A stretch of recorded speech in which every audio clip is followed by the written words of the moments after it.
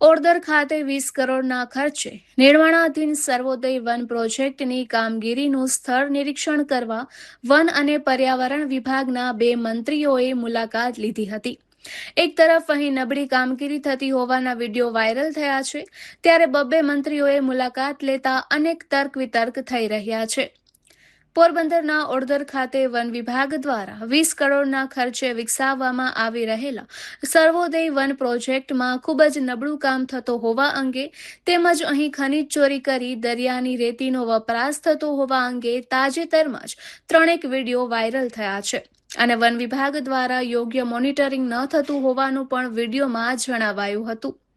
ત્યારે વન અને પર્યાવરણ મંત્રી અર્જુનભાઈ મોઢવાડિયાએ સ્થળ મુલાકાત લઈ ચાલી રહેલી કામગીરીની પ્રગતિ તેમજ ગુણવત્તાની સમીક્ષા કરી હતી।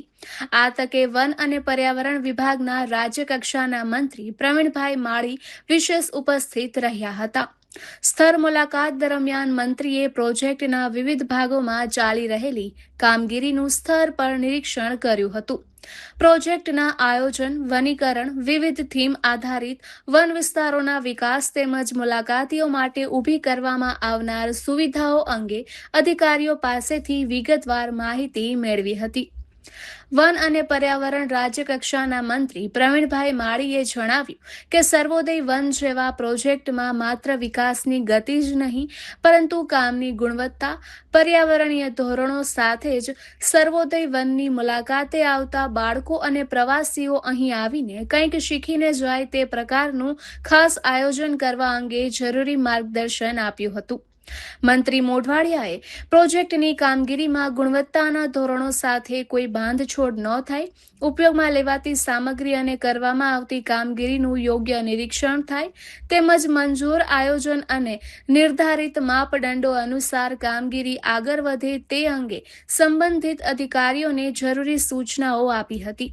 સાથે જ કામગીરીનું નિયમિત મોનિટરિંગ કરી ખામીઓ જણાય તો જરૂરી સુધારાત્મક પગલાં તાત્કાલિક લેવામાં આવે તે માટે પણ માર્ગદર્શન આપ્યું હતું।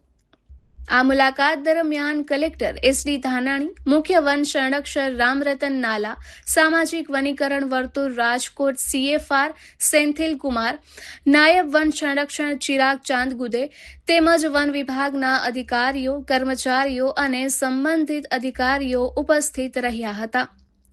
સર્વોદય વનમાં મહાત્મા વન, માતૃવન, સત્ય અહિંસા વન, શાંતિવન, બરડા વન કુંજ, ઔષધિ વન અને મિશન લાઈફ ગાર્ડન જેવા વિવિધ થીમ આધારિત વિસ્તારો વિકસાવવામાં આવશે।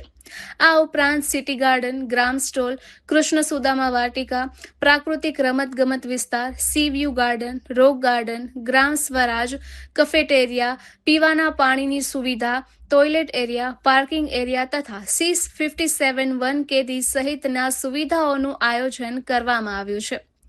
વધુમાં સર્વોદય વનના મુખ્ય દ્વાર, સ્વાગતમ પરિસર અને ઇન્ફોર્મેશન એરિયા સહિતની સુવિધાઓ વિકસાવવામાં આવશે। વિવિધ થીમ આધારિત વન વિસ્તારો અને હરિયાળી વિકસાવવાના હેતુથી હાથ ધરવામાં આવેલી કામગીરીથી નાગરિકોને પ્રકૃતિ સાથે જોડાવા માટેનું સુવિધાયુક્ત સ્થળ ઉપલબ્ધ થશે, તેમજ સ્થાનિક પર્યાવરણ અને જૈવ વિવિધતાને પ્રોત્સાહન મળશે તેવો દાવો વન વિભાગે કર્યો છે। આજે પોરબંદર મુકામે જે સર્વોદય વનનું કામ ચાલી રહ્યું છે તેનું નિરીક્ષણ કરવાનો અવસર થયો।